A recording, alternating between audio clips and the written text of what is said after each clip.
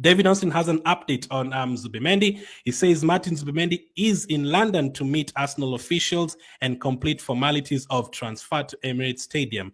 26-year-old Spain international midfielder joins from Real Sociedad in deal long since regarded at Arsenal as Dan Plus signed. So this one, nothing to panic about.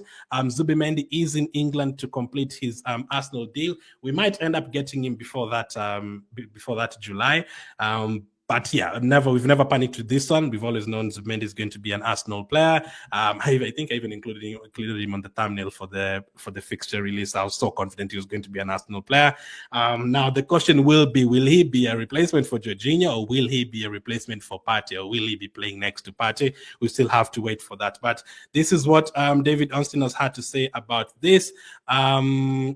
Martin Zubimendi is in London to meet Arsenal officials and complete the formalities of his transfer. Arsenal have been working for a considerable time on a deal for the Spain international, who was wow, they've put all three currencies here. Fantastic. Thank you, David Austin of The Athletic. We don't have to convert for ourselves. So they've said 60 million euros, 51.7 million pounds, $63.4 million. Fantastic. Thank you for doing that mathematics for us. Real quick, release clause in his contract with Sociedad. So you're going to have to, who has a 51.7 million release clause, but you're going to have to pay, that 60 million euros the same.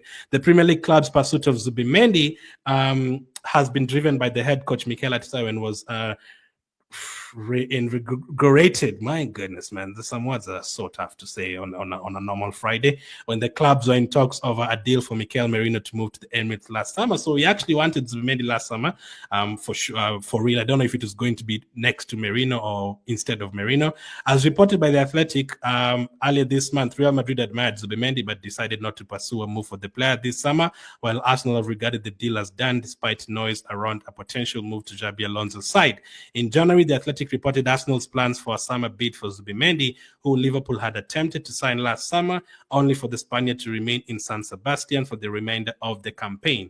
Arteta's side, who reached the Champions League semi-final this season and finished second in the Premier League, have struggled with injuries, particularly up front, and so an attacking signing in the summer is a priority. However, signing a midfielder such as Zubimendi is also important due to the departure of Jorginho to Flamengo and Thomas Partey's expiring contract. Talks have been held over a new deal for Partey.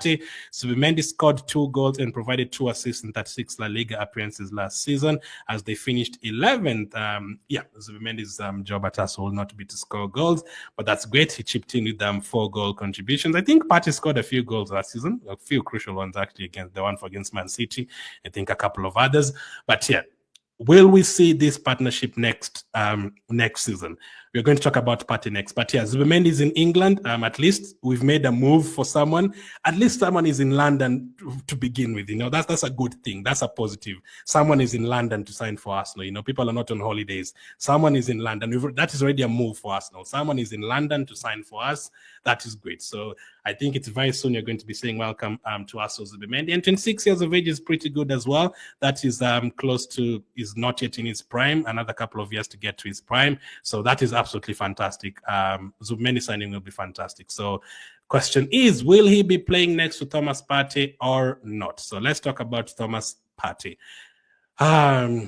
ESPN said that Thomas Partey is set to leave Arsenal, as a source has told ESPN. The Ghana midfielder, whose contract expires in January, is not expected to resign with Mikel Arteta's side. So every day as time passes, it is starting to look like he is going to leave. So I hope they have a plan. I'm still 50-50. I'm still thinking there's a 50% chance he's going to stay, but there's still a 50% chance he could leave, depending on the wages and whether Partey wants to stay or whether Arsenal want to give him more money. We just have to wait and see. But as of now, we have 10 days to make that choice. So in the next 10 days, we will know if Partey will be an Arsenal player or you won't, or maybe even in the next couple of days. If we start getting linked to other midfielders and start approaching other midfielders, then we're going to know that Partey is not going to be at Arsenal next season. But there's still a slight chance that he might still be there. I think if Partey agrees to signing that contract that is on the table, Arsenal are going to let him stay. If the money is not as much as Partey wants, he's going to end up staying. But I think if you lose Partey, I hope you really have a plan. You either have to replace him in that position, Or if you decide to play Declan Rice as a number 6, you have to get a really good attacking midfielder there to play next to Odegaard. I hope we have a plan. I really, really hope we have a plan. I don't want us to get ourselves in a position where, again, we are stranded next season. We've sorted out our striker position, and this time our midfield is bad. We don't want that to happen. No, let's have a full team for once. Let's compete as much as we can, man. Let's not leave any gaps in our team, please. Let's not sort out the left wing and then this time we don't have a good midfielder. Let's not do that. But we are already linked to other midfielders. So could this be one of the replacements for Thomas Partey? That is the question.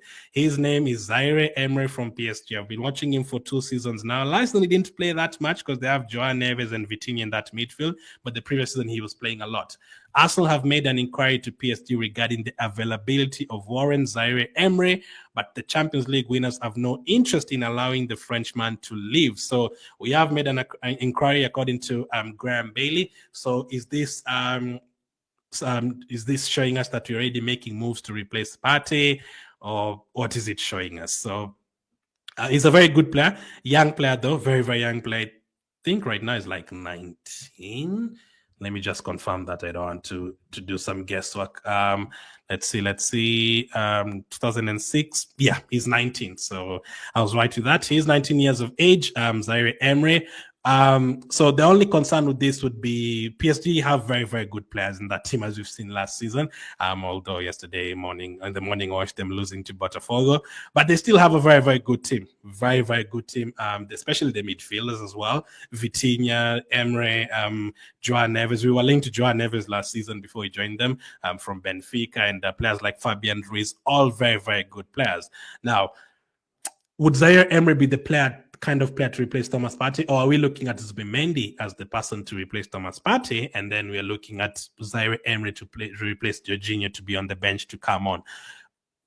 Again, if you're going to replace Partey, it has to work. It has to work. It just has to work because you cannot leave that midfield. There's a lot of experience there.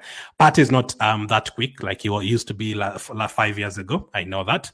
I know there's always the risk that Partey can get injured again. I definitely know that. Some people are saying Partey could be like Aubameyang. He might sign a new contract and then he becomes terrible like Aubameyang. That could also be true, but it can also be that Partey signs a new contract and then he also has a very good season like he had this past campaign. It can go either of the two ways. It doesn't have to be one way. So if Zubimendi is the one if you have Zubimendi and Zaire Emery as your midfielders, then you're going to need a lot of adaptation there. They have to adapt really quickly because one is very young and is coming from France, and the other one has never played in England before, and we're still waiting to see whether he's going to adapt to the physicality of the Premier League. So, and we've also been linked to a midfielder from Sevilla, and there's been a couple of other names coming up. So let's see if that is the case. If Partey leaves, and we've been told that it's wants 5 players, then that will mean we'll need 6 players. Unless they have other plans. I don't think you can let Partey and Jorginho go and then you just get one midfielder. I don't think that is the case. You either get 2 defensive midfielders or you get a defensive midfielder and an attacking midfielder. And then if your plan is to move Declan Rice to a number 6 position, well and good.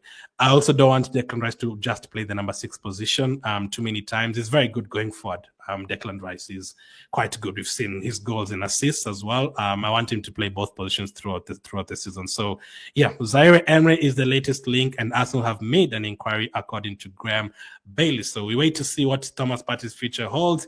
Zubimendi is in London, so that is good news, and Zaire Emery might be a replacement for Thomas Partey. Next up, another midfielder Arsenal have been linked to. That is Karius. We talked about him back when the transfer window was starting. Arsenal are currently the club that is closest to signing Bilal El Karius, and they have already agreed personal terms with the player's agent. Arsenal must now reach an agreement with Leicester City on a fee. So it's another player who plays that midfield position a bit more attacking. So if you have someone like El Karius to complement Odegaard and Nwaneri, and to complement someone else in the number 8 position if you're still playing Rice there, no problem. What I want next season is flexibility.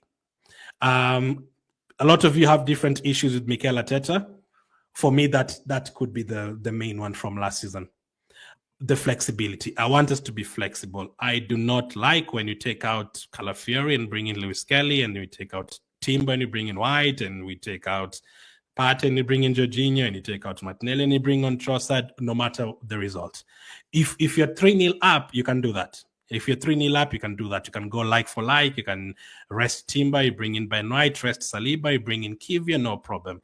But the problem is we usually make those same exact subs, whether we are 2-1 down, whether we are 3-0 down, whether we are leading 2-0, we just make the same subs. It cannot be that way because every single game is different. You have to approach the game differently. If we are 2-1 down against Man United in the opening game of the season and Sesko is playing up front, I don't want us to take off Sesko and bring on Havertz, take off Saka and bring on Trossard. I don't want that to be the case. You have to approach the game differently. You can take off Ben White at right back, and then you add someone else up front to be next to Sesko, whether it's Berino, Havertz, or whoever. You can bring on Trossard to have a front five players up front instead of 4. You can do that. You can change the formation. El Canus can help you do something like that. You can take off a defensive midfielder. You can take off a defender. You can add an extra midfielder who's going to attack like El Canus, and then all of a sudden you have Saka, you have Gyökeres, you have let's say Trossard, you also have Odegaard, and you also have El Canus on the pitch, 5 attacking players. It doesn't have to be those exact names. It can be Martinelli if he's here. It can be Havertz if he's playing up front next to Sesko. It can be Merino if he's the one who's coming off the bench. It can be Nwaneri. It can be any of them, but you get the point. I want us to be flexible, take off a defensive player, bring in an attacking player if you need a goal. Let's just not always go like for like. So someone like El Canus is not going to be a starter for Arsenal, but as extra bench quality, I wouldn't mind it. And also depends on the money, though. If it's like 15 to 20 million, I don't know if it's going to be that cheap, I wouldn't mind it. As a backup player, no problem. If it's like 40, 50, then that's a different case. You can't spend that kind of money on him. But he has been in the Premier League last season, so let's see how it goes with El Canus. As a backup player, I'd be okay with that.